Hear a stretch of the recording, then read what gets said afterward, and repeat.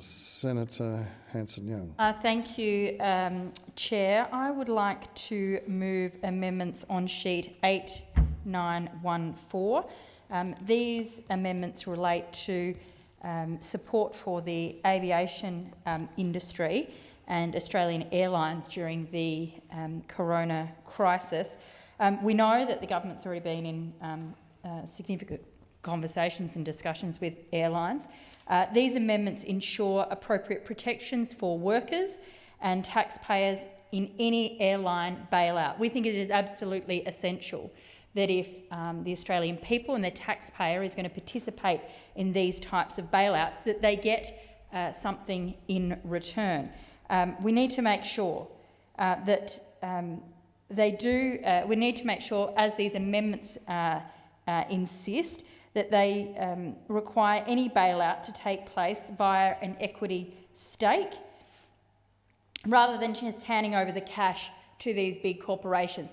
And it is just beggars' belief that we would just do this and not take the opportunity to ensure that the Australian people are indeed represented at the table.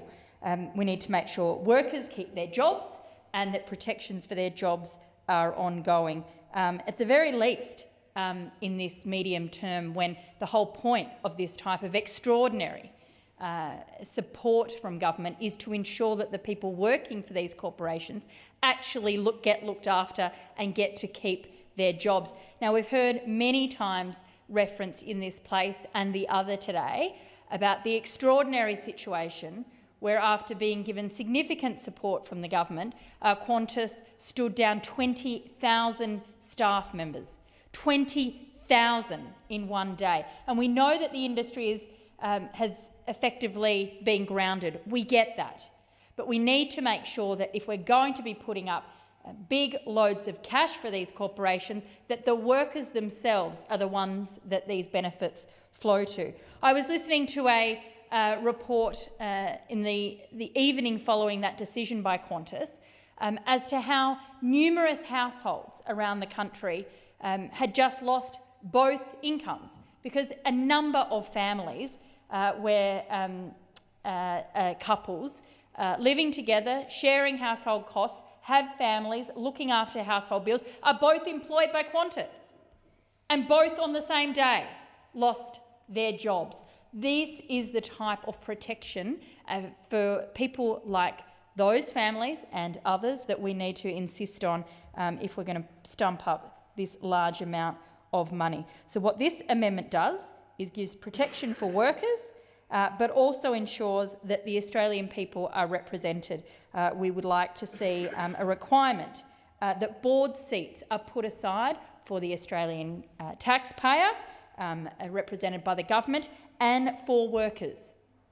It is the very least that can happen at an extraordinary time like this, and I urge the opposition to support this amendment.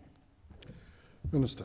Thank you very much, Chair. The government is going to oppose this amendment.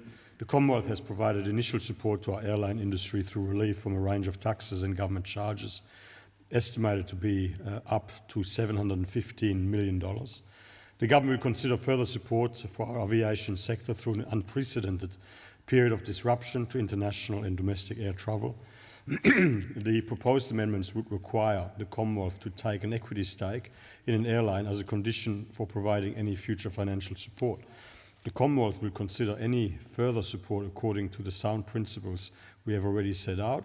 The proposed amendments would unnecessarily constrain the government's ability to tailor any future support according to the needs of the sector and the interests of the nation. Senator Gunnar.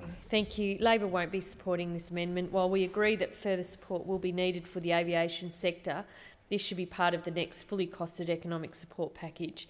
This would ensure full understanding of the impacts on the sector and allow for consultation with companies, unions, staff and other stakeholders. So the question is that the amendment be agreed to. Those of that opinion say aye. Those against say no. I believe the noes have it. It's recorded that it was the Australian Greens who supported this amendment. Yeah, so ordered.